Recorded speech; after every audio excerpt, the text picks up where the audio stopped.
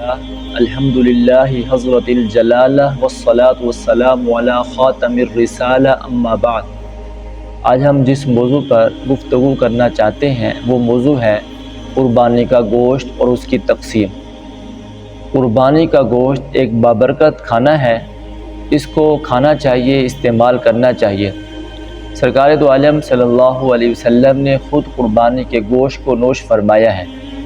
حجۃ الوداع کے موقع پر سرکار دو عالم صلی اللہ علیہ وسلم نے ایک روایت کے مطابق 100 اونٹ کو ذبح فرمایا، اور ایک روایت کے مطابق 63 اونٹ سرکار دو عالم صلی اللہ علیہ وسلم نے خود ذبح فرمائے، اور باقی اونٹ حضرت علی رضی اللہ تعالی عنہ کے حوالے کیے، انہوں نے ذبح فرمائے۔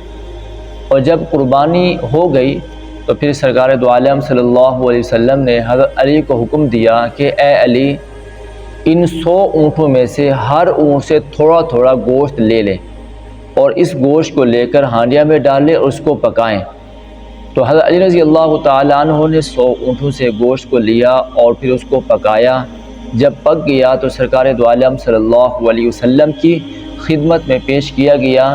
حضرت علی رضی اللہ تعالیٰ عنہ فرماتے ہیں، میں نے اور جناب رسول کریم صلی اللہ علیہ وسلم نے اس گوشت کو نوش فرمایا۔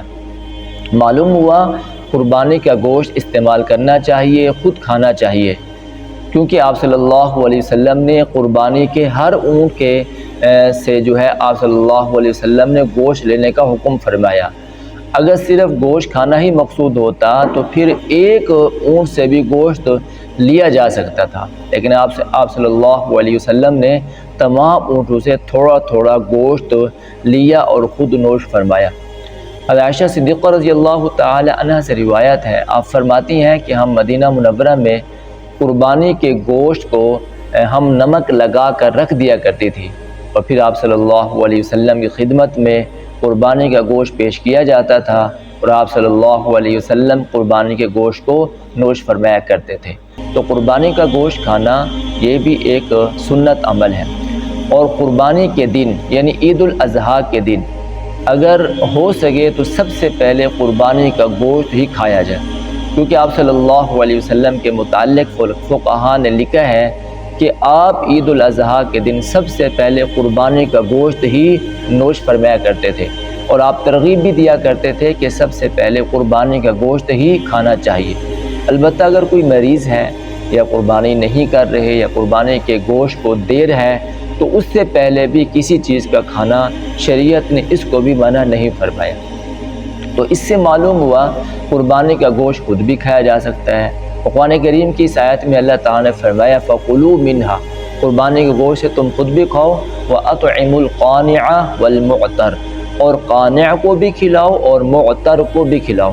قانع اور معتر کسے کہتے ہیں؟ مفسرین کرام نے فرمایا ایک سوالی ہے جو آ کر گوشت مانگتا ہے کہ مجھے بھی گوشت دو، اسے بھی دینا چاہیے، اور ایک وہ ہے جو مانگتا نہیں ہے، سفید پوش ہے لیکن وہ ضرورت مند ہے، اسے بھی قربانی کا گوشت کھلانا چاہیے، ان تک بھی قربانی کا گوشت پہنچانا چاہیے۔ ہم اپنی عید کی خوشیوں میں ان لوگوں کو بھی قربانی کے گوشت میں، قربانی کی عید کی خوشیوں میں شامل کریں جن لوگوں نے قربانی نہیں کی ہوتی، اور تاکہ وہ بھی اس قربانی کے عید کے دن جو ہے اپنی خوشیوں کو دوبالا کر سکے۔ اور اسی طرح ہم اپنے آس پاس میں پڑوسیوں میں دیکھیں کہ کن لوگوں نے قربانی نہیں کی۔ ہماری عادت یہ ہوتی ہے کہ جب ہم قربانی کر لیتے ہیں تو قربانی کے گوشت کو ایک تھال میں رکھتے ہیں، اور پھر ہم یہ کرتے ہیں کہ محلے میں ایک عورت جاتی ہے اور وہ جا کر 4 بوٹیاں جو ہے وہ گھروں میں تقسیم کر کے آتی ہے۔ تو میرے بھائیو، ہمیں اس عادت کو ختم کرنا چاہیے۔ آپ یہ دیکھیں کہ اس گھر میں کتنے افراد ہیں، جس گھر میں ہم 4 بوٹیاں دے رہے ہیں اس گھر میں کتنے افراد ہیں؟ آیا 20 افراد ہیں، 10 افراد ہیں، 16 افراد ہیں؟ تو آپ کی 4 بوٹیوں سے ان کا ایک وقت کا کھانا کیسے پکے گا؟ تو اس لیے علماء نے لکھا ہے آپ اتنا قربانی کا گوشت جو ہے ایک گھر میں پہنچائیں کہ اگر وہ ایک وقت کا کھانا پکانا چاہیں اور بسہولت سب گھر کے افراد کھانا چاہیں تو کھانا کھا سکیں۔ لہذا اس رسم کو بھی ختم کرنا چاہیے۔ اور ہم عام طور پر قربانی کے گوشت کو اس طرح تقسیم کرتے ہیں جس سے ہمیں کوئی کام ہوتا ہے ہم کھانا قربانی کا گوشت اسے پہنچاتے ہیں، اور جو ہماری جان پہچان والا ہوتا ہے اسے بھی ہم قربانی کا گوشت پہنچاتے ہیں، جس سے ہمیں کوئی مطلب ہوتا ہے اسے بھی قربانی کا گوشت پہنچاتے ہیں، نہ جسے ہم سے کوئی کام نہیں ہوتا ہم اس تک بھی قربانی کا گوشت نہیں پہنچاتے۔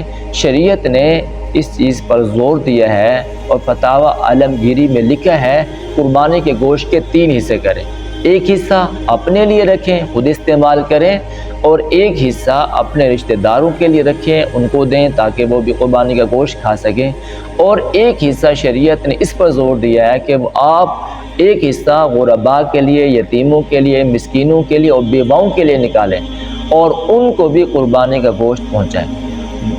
تو ہمیں چاہیے قربانی کے عید کے دن جو ہے جس طرح ہم قربانی جو ہے وہ کرتے ہیں اور پھر اپنے گھروں میں گوشت کو پکاتے ہیں، اسی طرح ہم آس پاس میں جو پڑوسی غریب ہیں، مستحقین ہیں، ان تک بھی قربانی کا گوشت پہنچائیں۔ اللہ مجھے اور آپ کو عمل کی توفیق دے۔